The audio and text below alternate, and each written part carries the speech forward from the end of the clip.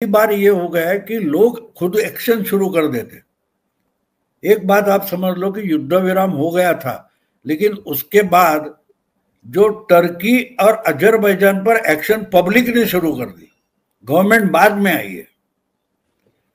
Tourism और ये बात सेव वगैरह जिसका इंपोर्ट होता था मार्बल का, इस पर बैन तो लोगों ने पहले लगाया, बाद में गवर्नमेंट आ गई। तो ये पहली बार हुआ है कि गवर्नमेंट पब्लिक को फॉलो कर रही है, पब्लिक की इमोशंस फॉलो कर रही है। बाद में अलग अलग लोग आ गए, होटल इंडस्ट्री आ गई कि भाई टर्की से आने वालों के लिए बुकिंग नहीं करेंगे। फिर फिल्म वालों ने, इम्पा ने डिक्लेयर कर दिया कि हम टर्की और अजरबैजान में शूटिंग के लिए नहीं जाएंगे। तो गवर्नमेंट तो बहुत बाद में आई, क्या जेएनयू का जो अग्रीमेंट वगैरह तोड़ दिया। तो ये लोगों का जो माइंड सेट है अभी ये सेट हो गया, और ये अभी रुकने वाला नहीं है। और एक साथ कितना हो गया देखो, मैं अभी मेरा एक वीडियो आ जाएगा कि मैंने उसका हेडिंग ही दिया है कि केशु भाई अमेरिका, केशु भाई अमेरिका, शंकर सिंह चाइना और नरेंद्र भारत, ये हेडिंग दिया है मैंने। मोदी की स्टाइल जो है पॉलिटिक्स की, वो आप गुजरात से देखो शुरू होती है, और अभी भी वही स्टाइल है जिसको इन्वेस्टिगेशन मध्ये मोडस ऑपरेंडी बोलते हैं। ये दो दिग्गजों को लड़ाते हैं और खुद आगे निकल आते हैं। अब टैरिफ लगाकर ट्रंप फंस गया, चाइना और उसकी लड़ाई शुरू हो गई, बीच में पहलगाम हो गया, हम आगे आ गए, और आज चाइना और अमेरिका दोनों की ही हालत बुरी है, और मोदी आगे निकल गए। तो ये जो मोडस ऑपरेंडी है, ये जब तक मेरा ख्याल है कि लोग नहीं समझते तब तक मोदी को हराना मुश्किल है। इनकी मोडस ऑपरेंडी समझ लो, ये बात बड़ी है, छोटी नहीं है। तो ये अगर ये नहीं समझ पा रहे, ये ना गुजरात वाले समझ पाए, ना नेशनल लेवल पर समझ पाए, अब इंटरनेशनल लेवल पर वही हो रहा है। मोदी इज माय फ्रेंड वगैरह बोल रहा था, उसको फ्रेंड का मतलब अब पता चल रहा है। तो मोदी फ्रेंड भी होता है, लेकिन एक बात है, वो गुजराती भी है, और गुजराती जहां कहीं जाएंगे वहां अपनी दुकान तो चलाएंगे, ये मत भूलो। अब बहुत सारे पटेल, शाह, मेहता अमेरिका में बसे, लेकिन इंडियन कम्युनिटी में बार बार जाकर भी ट्रंप इनको समझ नहीं पाया।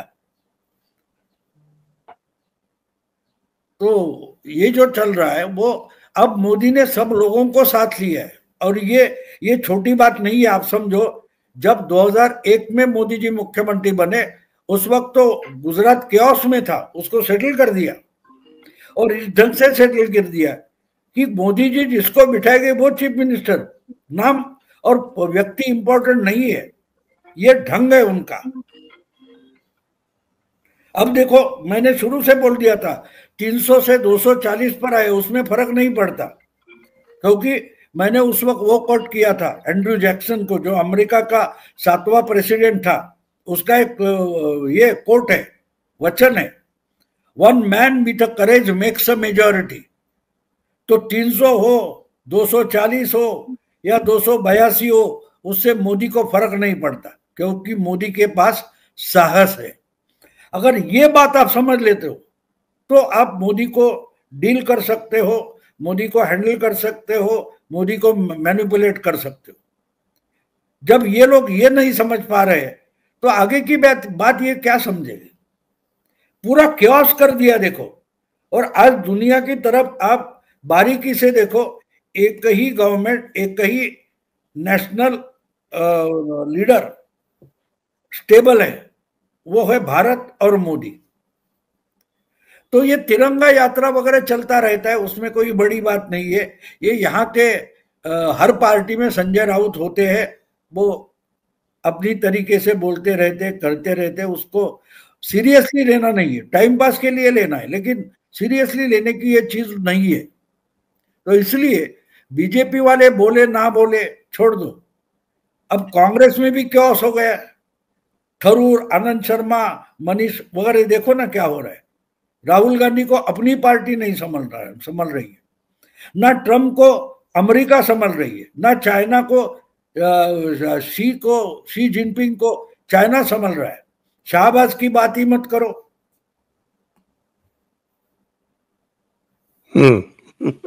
एक खंबा है। जब मैं हमेशा बोलता रहा कि ये विश्व गुरु बोलते थे ना, वो गुरु नहीं है, गुरुत्व है।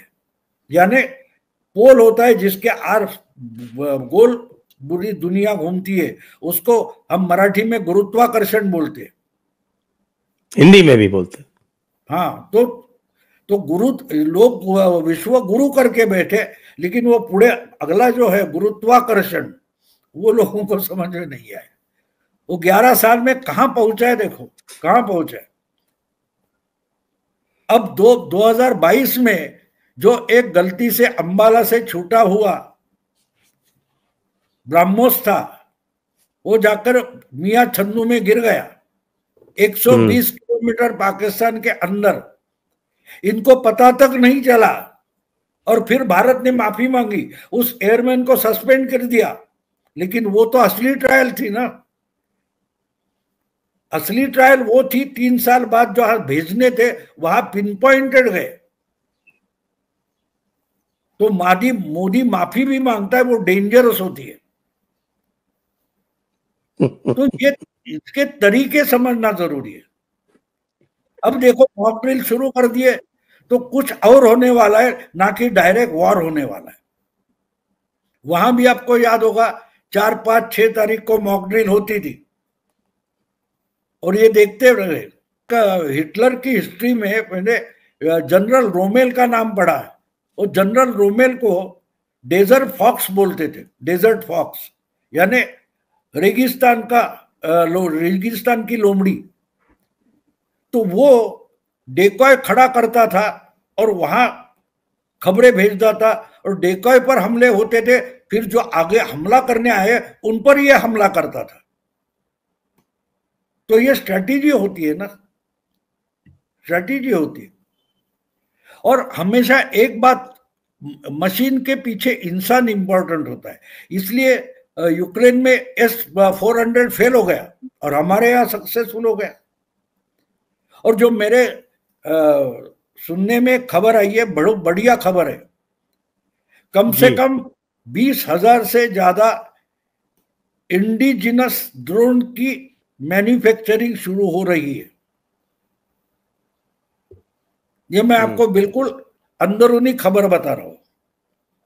अब 20,000 ड्रोन किस लिए चाहिए सोचो।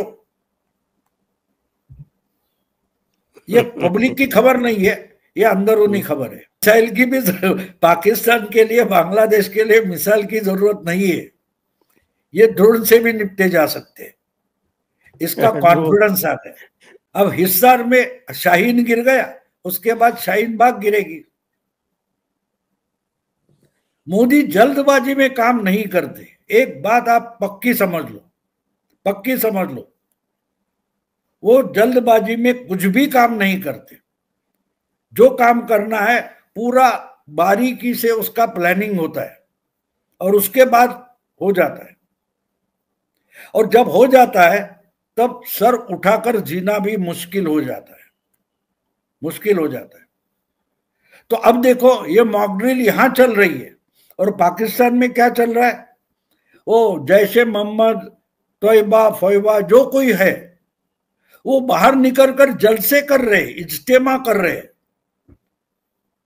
ये गधे इतना भी नहीं सोचते कि अगर वहां जाकर एक ब्रह्मोस गिर गया तो 1,500-2 हजार तो वैसे एक ही जगह मर जाएंगे, क्योंकि इन्होंने कहा वहां से गोली आएगी, यहां से गोला जाएगा। ये बोल के रखा है ना, छुप छुप के नहीं हो रहा है ना, जो कोई है आमने सामने। और वो उनका प्राइम मिनिस्टर बोलता है हमने तो सब तैयारी कर ली थी, और नमाज के बाद, फजर के नमाज के बाद जाने वाले थे, उसके पहले ही ब्रह्मोस आ गया। पहली बात यह है कि जिस दिन 5 अगस्त 2019 को 370 हटाया था, तब से लेकर तैयारियां चल रही है। ये तैयारियां अचानक आज की नहीं है। ये लोग वेस्टर्न लोग हैं जो स्ट्रेटेजी पेपर लिखते, थिंक टैंक चलाते, ये भूलते वी आर इंडियंस, हम भारतीय। बेटी 5-6 साल की है ना, तब से बाप उसकी शादी के लिए पैसा जमाना शुरू करता है। भूलो मत, ये हमारी मेंटेलिटी है। उसको आगे चलकर 10-12 साल के बाद उसकी शादी करनी है, उसको कहां सेटल करना है, इसका प्लानिंग 10-12 साल हम करते बेटी के लिए। और मोदी 100% इंडियन है। तो ये ऐसे लोगों को सबक सिखाने के लिए 15 दिन की प्लानिंग नहीं करता। हाँ, पहलगाम एक निमित्त है, बस उसने हमको कारण दिया ट्रायल लेने के लिए, इससे ज्यादा पहलगाम की अहमियत नहीं है, नहीं है। तो ये सोचकर अगर तो तगड़ी लड़ाई हो सकती है, लेकिन इनसे लड़ना भी क्या है, इनसे लड़ना क्या है? ये उनका मिसाइल हमारे पास आ भी नहीं सका, दिल्ली के लिए छोड़ा, वो हिसार में गिराया गया, हिसार में गिराया गया, उनके ड्रोन नहीं पहुंच पाए।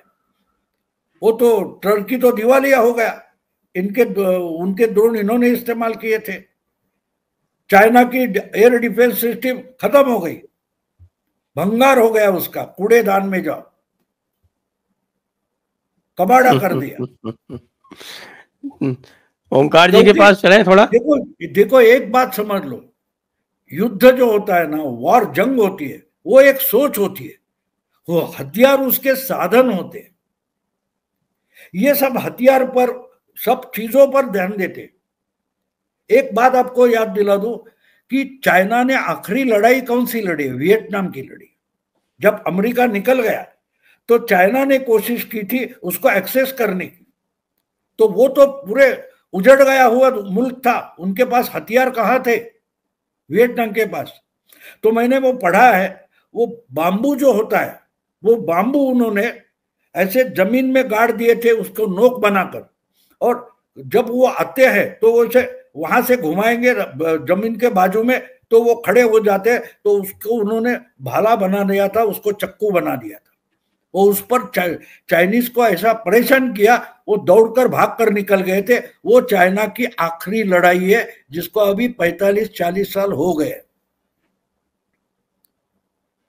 तो इनकी एयर डिफेंस वगैरह क्या है, इसकी टेस्ट कहां हुई है? अरे हमारे 22 लोग मरे, उनके 40 से ज्यादा हमने हाथों से मारे, हथियार भी नहीं था। गलवान में क्या था? वो चाइना की आखिरी लड़ाई है हमारे साथ, जो अभी अभी 4-5 साल पहले गलवान में हुआ है। वो तो हैरान हो गए, अरे इनके हाथ में हथियार नहीं है, क्योंकि वहां तुम आर्म इस्तेमाल नहीं कर सकते, ये एग्रीमेंट है। तो उनके पास नहीं था, हमारे पास नहीं था, तो हमारे 22 मरे, लेकिन उनके 40 से ज्यादा मरे थे। और बॉडीज लेके जाने के लिए भी डर रहे थे, 4 दिन लग गए उनको बॉडी उठाने के लिए, क्योंकि दिमाग की लड़ाई हम लड़ते हैं, हमारे पास हथियार की जरूरत नहीं होती। जो कुछ है हम उसको हथियार बना सकते हैं। और मोदी अगर 100% इंडियन है, तो वो किसका भी, हवा का भी वेपनाइजेशन कर सकता है। पानी का तो करके दिखाया। अब मैंने आज ही सुबह एक कोई पाकिस्तान की पुरानी ये एक्ट्रेस है, उसको कराची एयरपोर्ट पर उसका वीडियो देखा। अरे यहाँ टॉयलेट में पानी नहीं है, वजू करने के लिए पानी नहीं, ऐसा वो एक्ट्रेस बोल रही है कराची एयरपोर्ट पर, इंटरनेशनल एयरपोर्ट। तो हथियार का भय हमें मत दिखाओ। हम जब अपने पर आते हैं, भाई जो बोले इंडियन, देखो इसीलिए तो मैंने शुरुआत की कि टर्पीक और एक्शन किसने लिया? सरकार ने नहीं लिया है।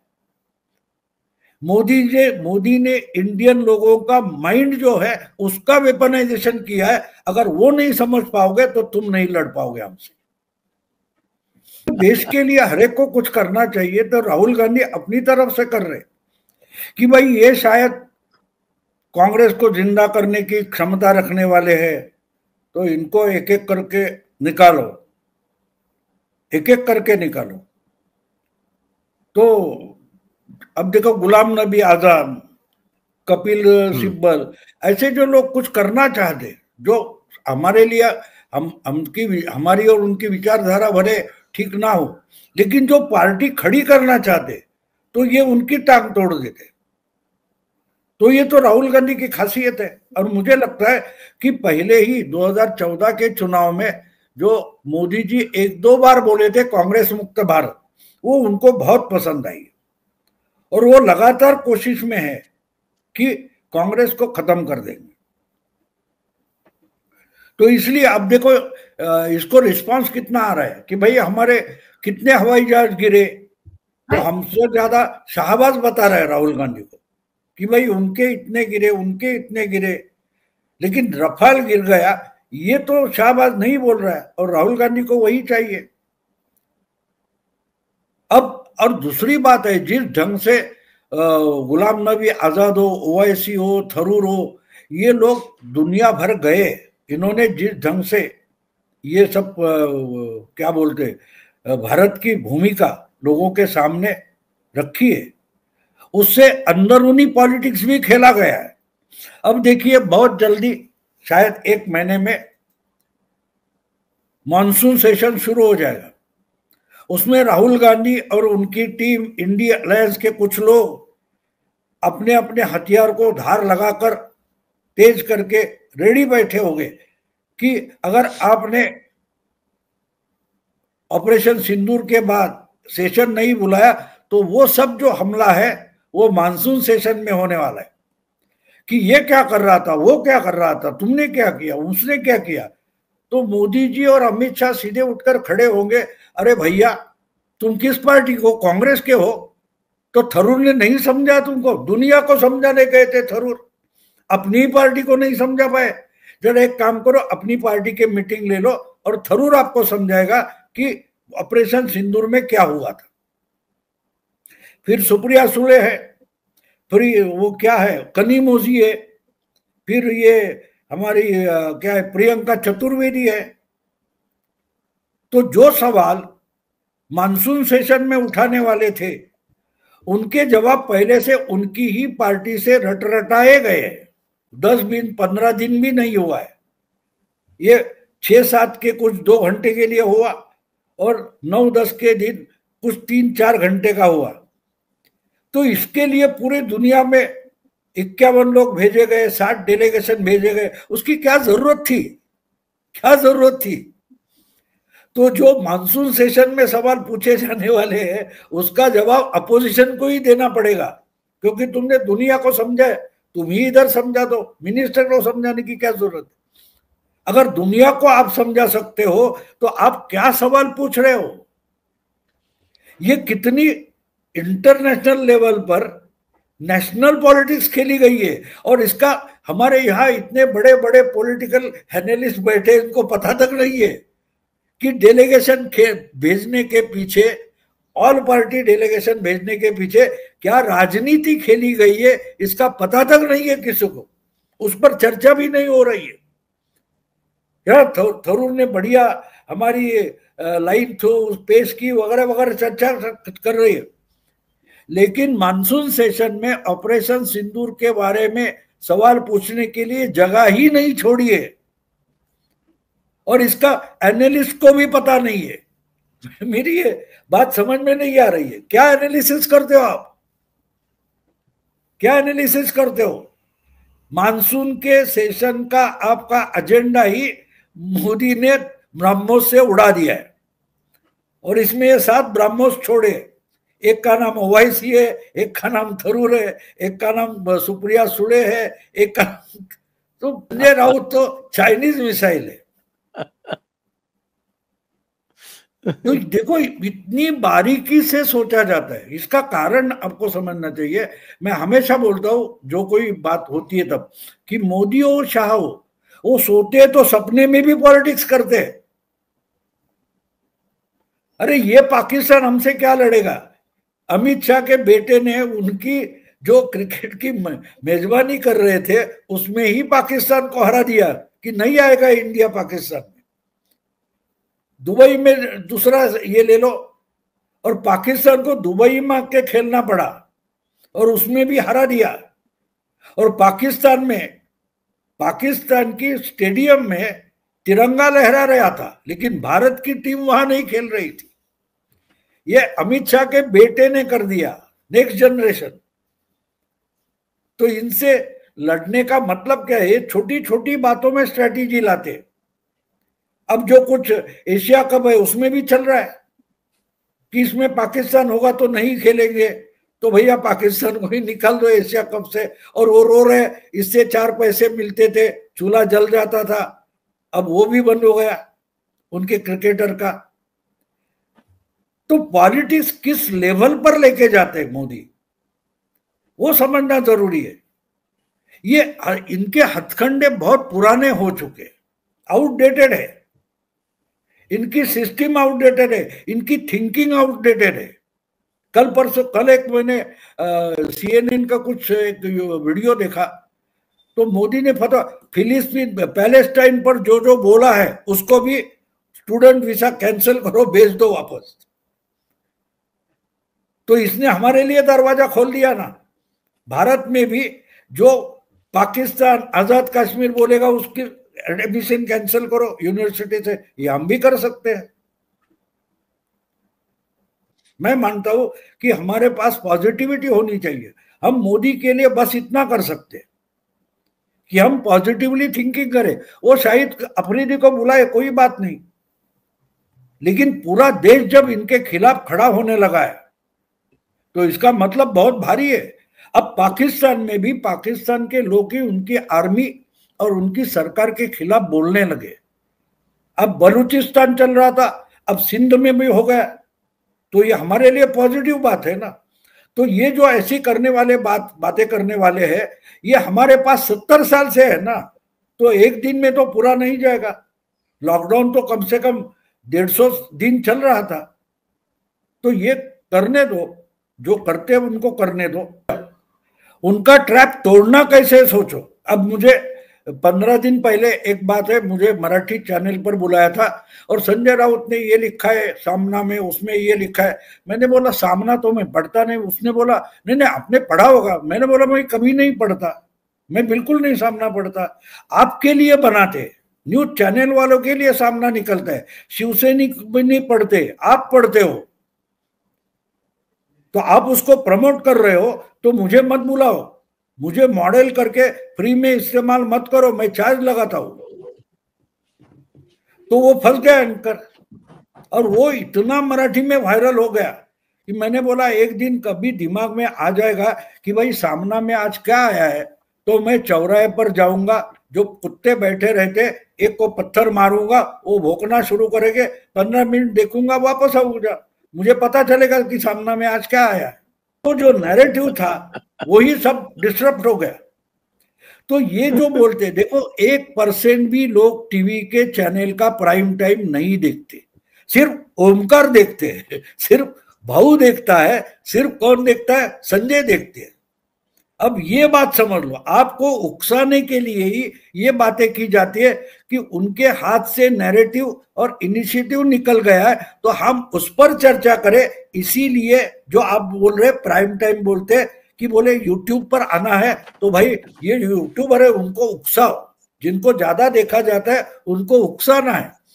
तो हम इग्नोर कर सकते हैं, हम इग्नोर कर सकते हैं ना।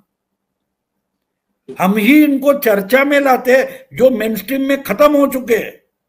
इनको देखता कौन है आजकल? मुझे एक मार्केटिंग वाला मिला था, वो बोल रहा था ये सब इसमें मार्केटिंग करता है।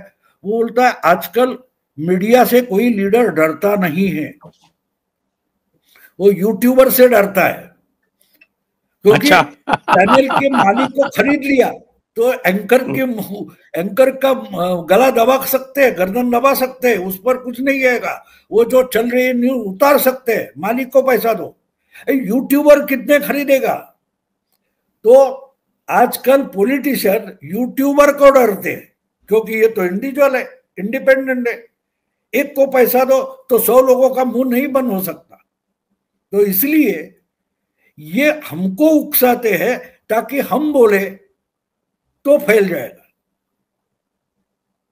तो ये बात हमको समझनी चाहिए, हम उसको कितना रिस्पॉन्ड करें मैं इस पे आपको बात बता दूं कि एक कॉलेज की समय की बात है, मैं ऐसे हम ट्रेकिंग को गए थे और हमारे दोस्तों ने मुझे उल्लू बनाया था। तो मैं तो पीता वगैरह नहीं, वो सब विस्की वगैरह ले रहे थे, तो मुझे बोले इतना लोनावाला वो ठंड सर्द में भीजे हो तो बहुत तकलीफ होगी, तो मालिश करता हूँ। उसने मेरी पैर को वगैरह स्लो जुबान लगा दिया, मुझे मालूम नहीं था। वो इतने जलने लगा, पूरी रात में नहीं सोया था। लेकिन जब जलने लगा तब मुझे पता चला मैं उल्लू बना हूं। अब अगर मैं मान लेता तो उनकी जीत होती। तो मैं पड़ा रहा चद्दर के नीचे, ना आवाज दिखा ली, तो वो भी देखते रहे ये चिल्ला क्यों नहीं रहा है। तो सुबह तक फिर बीच में 3:30-4 बजे उसमें जिसने लगाया था उसने बोला भाऊ कैसा लग रहा है, मैंने बोला बड़ा आराम पड़ा है, फिर से लगा लो। तो अभी मुझे मालूम था साले ने हाथ से लगाया तो इसका भी हाथ जलता होगा ना, तो बोला नहीं। तो उसके बाद 3.5 महीने तक उनको पता नहीं था कि मुझे जलन हुई थी। तो 2-3 दिन के बाद निकलता था सवाल, अरे यार कमाल है, तुझे वो कुछ कैसा नहीं हुआ, वो बहुत जलन करता है। मैंने 3.5 साल के बाद मैंने बता दिया कि सालो मुझे भी जलन हुई थी लेकिन बता नहीं दिया, नहीं तो तुम जीत जाते। मुझे उल्लू बनाया लेकिन मैंने ही तुमको उल्लू बनाया। इसके जमाने की बात है। तो ये बात है ना कि जब उकसाने की कोशिश होती है तब बिल्कुल ठंडा दिमाग रखो। तो ये बोलते रहेंगे, इनको कौन प्राइम टाइम सुनता है, बिल्कुल नहीं सुनता। इसलिए उनका पूरा रेवेन्यू मॉडल गया, इनको कोई सुनता नहीं। और इसीलिए तो एक फर्क देखो, टर्की और अजरबैजान पर जो बायकॉट हुआ है, वो बायकॉट इंडिया में मेन स्ट्रीम मीडिया खत्म हो गया, उसका सबूत है। जनता अपने आप राष्ट्रवाद पर काम करने लगी है, डिसीजन लेने लगी, क्योंकि ये इनको सुनती ही नहीं, हम सुनते हैं। और इसलिए हम उनको जवाब देने की कोशिश करते, लेकिन हम जब इनको जवाब देना चाहते तो हम इनको लेकर हमारे श्रोता के पास जाते हैं जिनकी मार्केट वैल्यू कुछ बची नहीं है। ये चाइनीज मिसाइल हो गए, ये टर्की के ड्रोन बन गए का, तो वो अभी भी सोशलिस्ट है।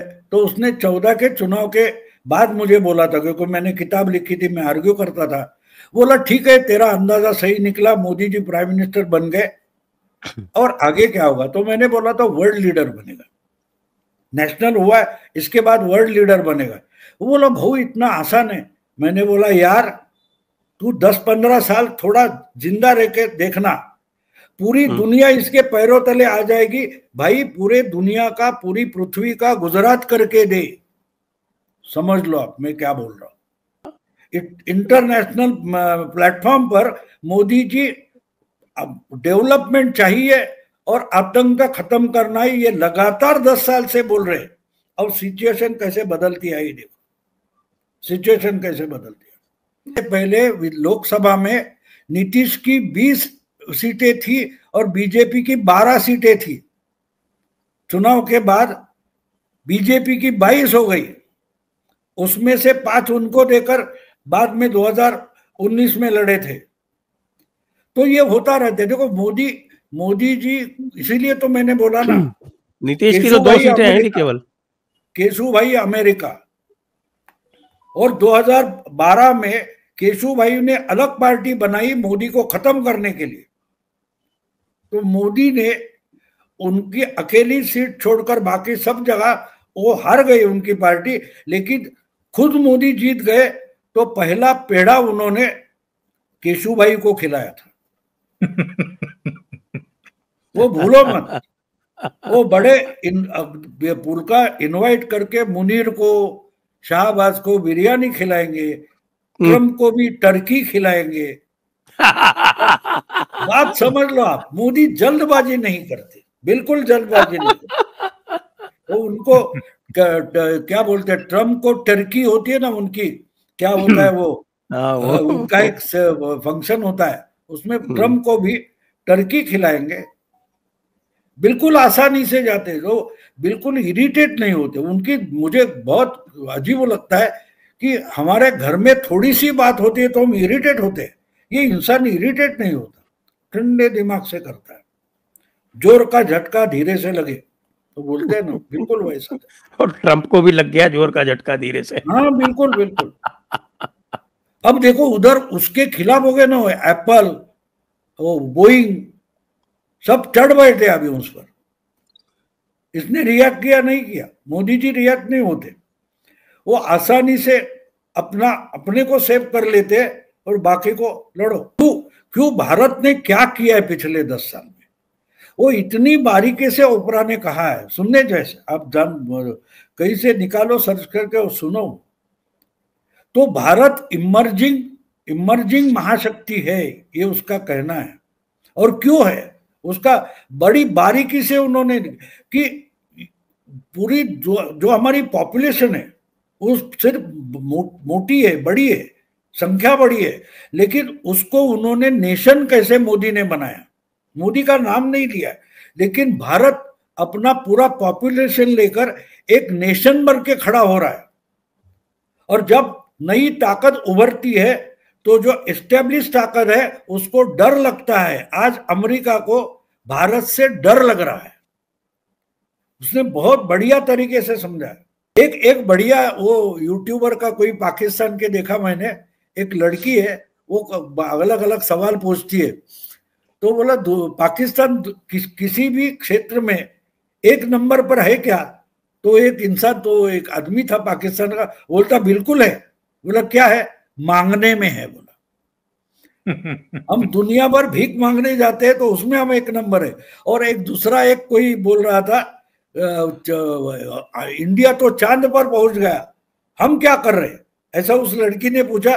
तो बोला चांद पर जाने की जरूरत क्या है, हमको चांद पर जाने की जरूरत नहीं है। तो बोले क्यों? अरे हम खुद चांद है। बोला थोड़े दिन ठहरो, हम ही चांद बन जाएंगे। वो लड़की ने पूछा कैसे? बोला चांद पर पानी मिलता है, चांद पर आटा मिलता है, चांद पर बिजली होती है। हाँ तो बहुत जल्दी पाकिस्तान में ये सब मिलना बंद हो जाएगा, तो हम ही चांद बन जाएंगे, चांद पर जाने की क्या जरूरत है? तो ये जो औकात समझ में आ रही है, और मोदी उनको औकात समझा रहे हैं।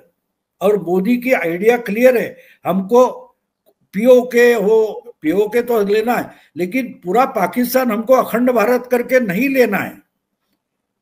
अरे 25 करोड़ यहां लाओगे तो ये कहीं भी फैल सकते हैं, तो उनको न्यूट्रलाइज करके रखना है, उनको न्यूट्रलाइज करके रखना है। तो खुशी से रोटी खाओ, नहीं तो मेरी गोली है, इसका मतलब समझो। तुम्हारे टुकड़े करेंगे और तुमको हमारे नौकर गुलाम बनाकर रखेंगे। ये कहने का मतलब रोटी से खुश रहो, और रोटी की व्यवस्था हम करेंगे। टुकड़े टुकड़े में बट जाओ और हमारे आश्रय से रहो, खुश रहो। ये आइडिया है, और नहीं तो मेरी गोली है। तो मोदी देखो सिग्नल होता है, वो समझना जरूरी होता है।